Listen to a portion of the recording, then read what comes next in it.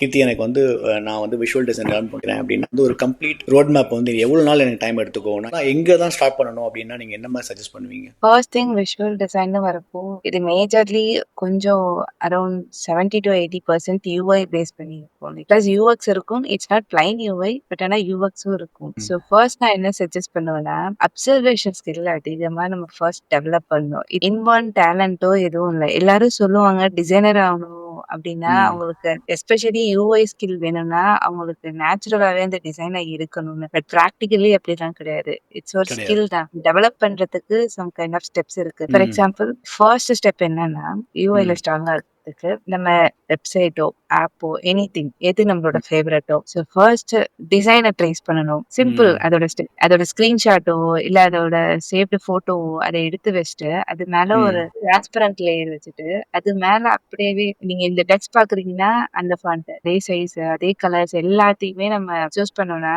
First இது வியர்டா feel ஆகலாம். But ஆனா நம்ம ஒரு விஷயத்த பாக்குறப்ப ரொம்ப அழகா இருக்கிறதா ஃபீல் பண்ணுவோம். ஆனா அது எந்த விஷயம் அதை அழகா ஆக்குதுங்கிறது ரொம்ப சின்ன சின்ன விஷயத்துல இருந்தா ஸ்டார்ட் ஆயிருக்கும். எஸ்பெஷலி யூஐங்கிறது எல்லாமே குட்டி குட்டி விஷயத்துல இருந்து ஸ்டார்ட் ஆகுறது தான். ஒரு சின்ன பார்டர் ஸ்பேஸா இருக்கட்டும், ஒரு சின்ன ஸ்பேசிங்கா இருக்கட்டும். அதுக்கப்புறம் என்ன ஆகும்னா நம்ம ஈவென்ச்சுவலி நம்ம ஒரே ஸ்டைல்ல பழகிட்டு இருப்போம். நமக்கு எப்பயுமே ஒரு பிடிக்கும். ஏன்னா யூஐங்கிறது சப்ஜெக்டிவ். யூஎக்ஸ் மாதிரி கிடையாது. சில பேருக்கு ஊபரோட யூஐ பிடிக்கும். சில பேருக்கு ரேபிடோவோட யூஐ பிடிக்கும். இட்ஸ் பேசிக்கலி கலர்ஸ் ஒவ்வொருத்தருக்கும் ஒண்ணு ஒண்ணு பிடிக்கிற மாதிரி தான்.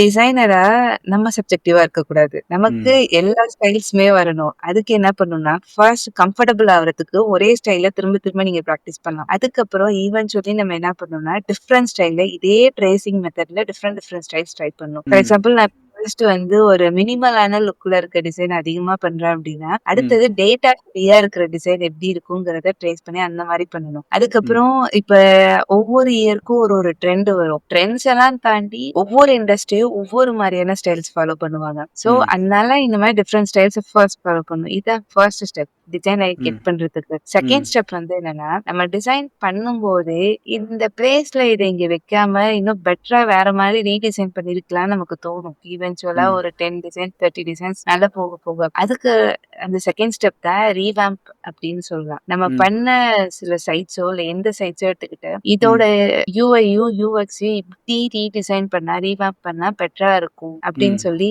இது நெக்ஸ்ட் லெவல். அது ஒரு அட்வான்ஸ் லெவல் ஸ்டேஜ். ஆஃப்டர் ஒரு 50 to 100 ஸ்கிரீன்ஸ்க்கு மேல டிசைன் பண்ண பிறகு. சோ இந்த ஸ்டேஜ் நம்ம அட்டைன் பண்ணி இதுல கொஞ்ச நாள் பிராக்டிஸ் பண்ணிட்டே இருந்தோம் அப்படின்னா ட்ரஸ்ட் மீ கண்டிப்பா யூஐல யாரா இருந்தாலும் ஸ்பெஷலிஸ்ட் ஆக முடியும்.